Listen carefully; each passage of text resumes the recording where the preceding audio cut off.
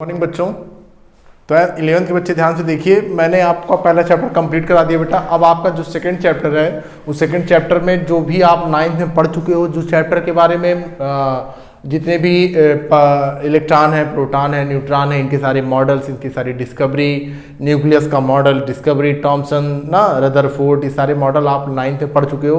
10th की book में लेने के बाद एक बार और आप रिवाइज कर लीजिएगा, सारी चीज़ें आपको क्लियर हो जाएंगी। मैं इसमें बहुत आपको ईजी वे में, शॉर्ट वे में बताना चाह रहा हूँ। देखिए क्या लिखा है, मैंने लिखा है बोर के परमाणु मॉडल के विकास। देखिए बोर का मॉडल है, आप लोग 11th 9th में पढ़ चुके होंगे, 9th क्लास में। 9th क्लास में फिर से आज पढ़ लीजिएगा जो बोर का मॉडल है, ठीक है। वो बताया था ना कि एक न्यूक्लियस होता है, इसमें जो है प्रोटॉन और क्या होते हैं, न्यूट्रॉन होते हैं। इलेक्ट्रॉन चारों ओर क्या करते हैं बेटा, चक्कर लगाते रहते हैं इसके किनारे किनारे, है ना। और जो भी इलेक्ट्रॉन चक्कर लगाते हैं, इसकी क्या होती है, एक फिक्स्ड एनर्जी होती है कि नहीं अपनी, और सबकी एक अपनी एनर्जी में घूमते रहते हैं। इसको के, है ना, एल एम ऐसे ऐसे बताते हैं ना, के एल एम एन, ऐसे इस तरह की जो है उपकोसेस होती हैं, कोष होती, सेल उपसेल होती हैं। सब आपकी 9th बुक में दिया हुआ है, आप पढ़ के आए हो। फिर से पढ़ लीजिएगा उसको, नहीं समझ में आए तो मुझसे पूछिएगा। अब आपके लिए जो आज का जो 11th स्टैंडर्ड में जो बात समझनी है आपको, वो ये समझनी है कि इस बोर मॉडल से जो कंक्लूजन निकल के आ रहा है वो क्या निकल के आ रहा है कि विद्युत चुंबकीय विकिरण का द्वैत व्यवहार होना। द्वैत व्यवहार माने डुअल नेचर, यानी दो तरह की प्रकृति हो, दो तरह का नेचर दिखाई। देखिए मैंने आपको बताया ना, इलेक्ट्रॉन यहाँ से जंप भी करते हैं बेटा। इलेक्ट्रॉन क्या करते हैं, यहाँ से जंप भी करते हैं, एक सेल से एक कोष से उपकोष में। तो जब इलेक्ट्रॉन जंप करते हैं तो विकिरण क्या करते हैं बेटा, लूज करते हैं, है ना। एनर्जी क्या करते हैं बेटा, छोड़ते हैं। और जब उड़ना रहता है तो एनर्जी गेन करते हैं। बात समझ में आ रही है। तो एनर्जी लेते हैं, छोड़ते हैं। तो उससे ये पता चला कि जो विकिरण होता है बेटा, वो तरंग का व्यवहार शो करती है, साथ में साथ कण वाला भी व्यवहार शो करती है।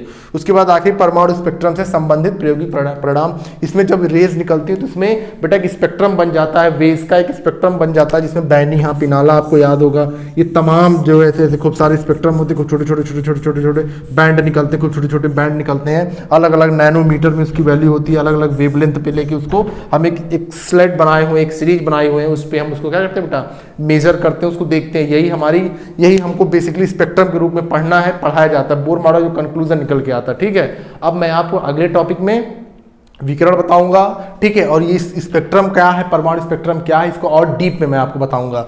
डुअल नेचर में एक आपको मैं डी ब्रॉगली का जो है मैं आपको कॉन्फ़िगरेशन, वो एच डेल बराबर पीएम वाला करके एक मैं आपको वो बताऊंगा, ठीक है, डेरिवेशन बताऊंगा डुअल नेचर का। अगर सिलेबस में होता मैं आगे कंटिन्यू करूंगा।